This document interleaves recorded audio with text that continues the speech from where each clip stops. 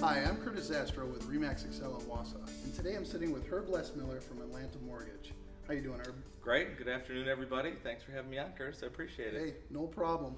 The reason I brought you in today is so that you could help everybody kind of decide what to do with a mortgage lender and how to get there and whatnot. So I guess the first question I have is, how do you choose a mortgage lender? It's a really good question. Choosing a mortgage lender in today's industry can be tricky. I see a lot of people right now who are looking online, trying to find some magic button to hit to bring in someone who maybe you never meet with or never talk to. I find that a lot of customers benefit by a face-to-face experience. Sure. Being able to reach out, for me, for example, you can reach out to me via text, via email, social media, or God forbid, the phone. It still exists. But my cell phone's on me Monday through Sunday, so a lot of customers can contact me. One of the greater things about a face-to-face contact is you can actually sit down and discover what either a customer needs to do or what fits their needs, and that's a good portion of it. When you find that lender, make sure you can have good communication with them, make sure they have a good reputation. They should have some sort of a online presence or survey system to show a multitude of ideas and things that have happened, and hopefully they're well rated. So your pre-approval or whatever you're working with them is taken seriously. Sure.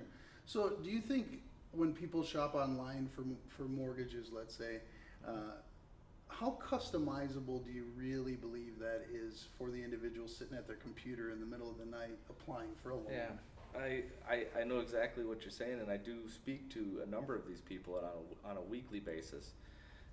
They go ahead and they apply online, and they get, let's call it a shotgun approach to mortgage lending. And they may all be FHA, they may all be a different program that may not fit that specific client's needs.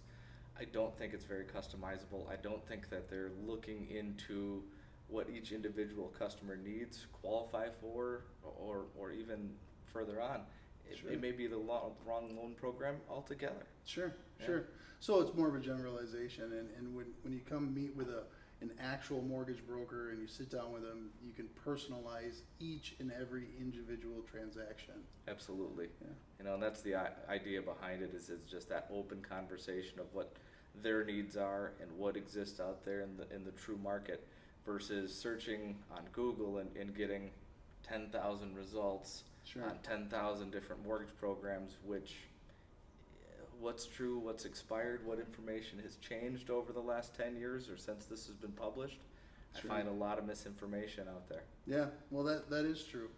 So in your experience, what's the number one question that people ask when they sit down with you? Everybody sits down and asks the same thing, Curtis. They say to me, how much can I afford? And the reality is, just because you can afford it or I can approve you for it doesn't mean we should do it.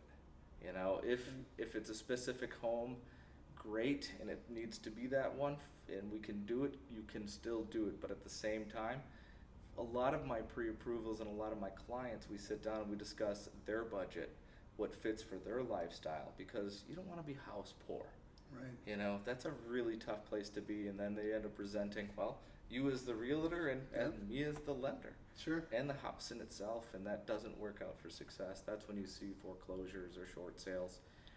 Again, so we can hone in that pre-approval to make it perfect for their budget and Sure. what they want to do versus how much can I afford. Right. So at that point, then you're talking about their lifestyle and what they like to do with their family and how this is all going to affect it Yep. and moving forward. Well, that's very personal. Absolutely, it needs to be. I mean, Mhm. purchasing a home is a very personal thing. It's a lot of information.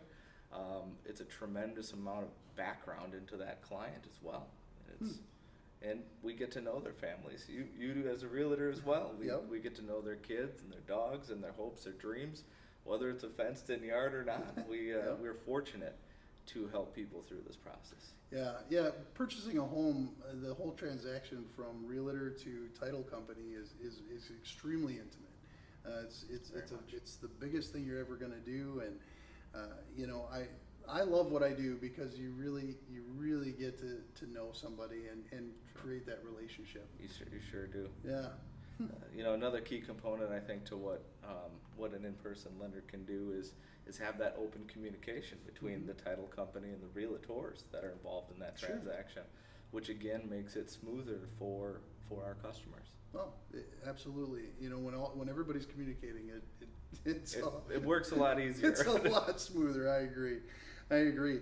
So let's talk a little bit. I don't want to get into too much depth on programs, but I mean, just to give everybody kind of an idea, how many programs are out there, or in a general sense, I mean, what does it mean when somebody says what program or what type of loan are you getting? Sure. I mean, most common is going to be a 30-year fixed mortgage, but that could be under any type of heading, whether that's a government heading, state government heading, conventional Freddie or Fannie. There's a tremendous amount of them out there. All have varying aspects, whether that be an income stipulation, a county stipulation, state stipulation. There's several different things out there. One of those things in choosing a lender is make sure you've got one with all the options. Sure. So what you're saying is that not every bank actually has all of those options available. That's absolutely correct. In fact, usually they have 2 to 3 in a very limited scope. So that should be their number one question. What kind of options do you have for me? I would agree. Yeah. Yeah. Having the options and having to be able to be fluid with your lender should be a very good thing. And how many times have you had a transaction where something came up and they had to change something? Too many to count? It'd be easier to say how many where it didn't. Correct. So being with a lender who is able to travel through those different programs seamlessly is also key.